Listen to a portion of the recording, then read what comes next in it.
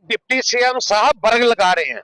ये जो मैं आपको कहना चाहता हूं कि जो प्रोटेस्ट कटरा में कर रहे हैं वो इन्हीं की शय पे कर रहे हैं।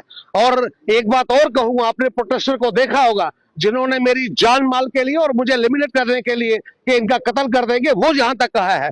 अगर कहीं कोई ऐसी बात होती है, और मैं कहना चाहता हूं आपके माध्यम से, ये डिप्टी सीएम सुरेंद्र चौधरी जी इस बात के लिए जिम्मेवार होंगे। और रही बात ये कि घोड़े वालों की, पिट्ठू वालों की, पालकी वालों की, तो मैं ये पहले दिन से ही बात कर रहा हूं कि उनको रिहेबिलिटेट करने की जरूरत है। 70% जो स्टेक होल्डर है वो ही है। मैंने कल भी अपनी बाइट में कहा था कि वो जो है उनके साथ इंसाफ, उनको रिहेबिलिटेट एनजीटी ने, कोर्ट ने जो कहा था। और मैं धन्यवाद देना चाहता हूं मनोज सिन्हा जी को, उन्होंने भी बोर्ड मीटिंग जो परसों की उसमें फैसला कर लिया कि हम इनको रिहेबिलिटेट करेंगे। कटरा के लोगों ने आपको भैया, इलेक्शन के पहले मेरे मैनिफेस्टो में ये था कि मैं डेवलपमेंट की बात करूंगा।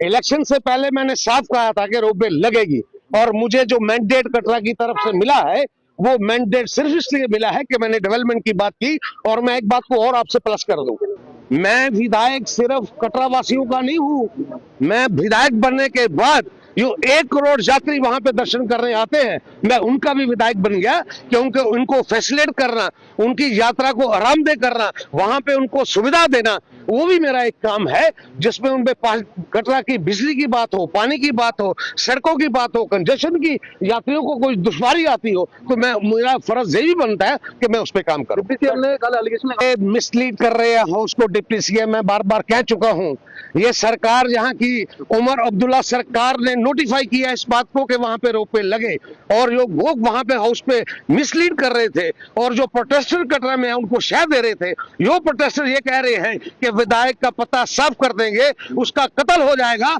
इसकी प्रॉपर्टी तोड़ देंगे, इसको आग में भोंक देंगे। वो आपके पास, सबके पास वीडियोस होंगी, मैं भी आपको शेयर कर दूंगा। रही बात जो डिप्टी सीएम कहते हैं कि सरकार नहीं चाहती, विधायक वहां का चाहता है कि रोपवे लगे, मैं सरकार की मंशा को आपके सामने बताना चाहता हूं कि सरकार की मंशा क्या है, ये मैं पढ़ के भी आपको बताना चाहता हूं।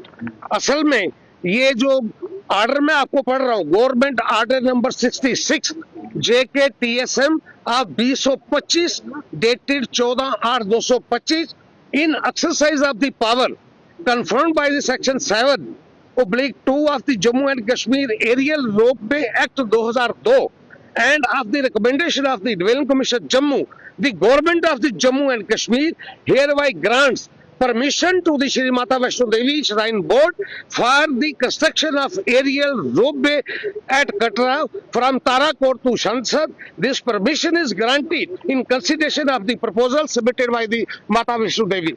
आप अंदाजा लगाइए, वहां वो कह रहे हैं जी कोई सरकार को पता ही कुछ नहीं है, आप वहां पे दादागिरी कर रहे हैं। दादागिरी तो यहाँ की सरकार उम्मीदुल्लाह की कर रही है।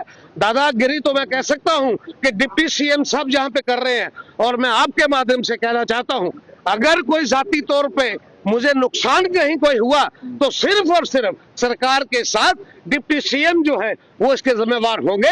मैं आपके माध्यम से ये एक बार उनको वार्निंग दे रहा हूं, और मैं ये जो बात आपसे कह रहा हूं, मैं पूरी कोशिश करूंगा कि आज वहां विधान असेंबली में इस बात को उसके सामने मतलब के रूबरू हूं और ये बात वहां पे रखूं। और मैं चाहूंगा कि आज उमर अब्दुल्ला साहब का भाषण होगा जिसमें इसकी बात होगी। मैं चाहूंगा कि वो इस बात का स्पष्टीकरण करें कि यहाँ की सरकार उमर अब्दुल्ला की क्या उन्होंने रोपवे की परमिशन दी है कि नहीं दी।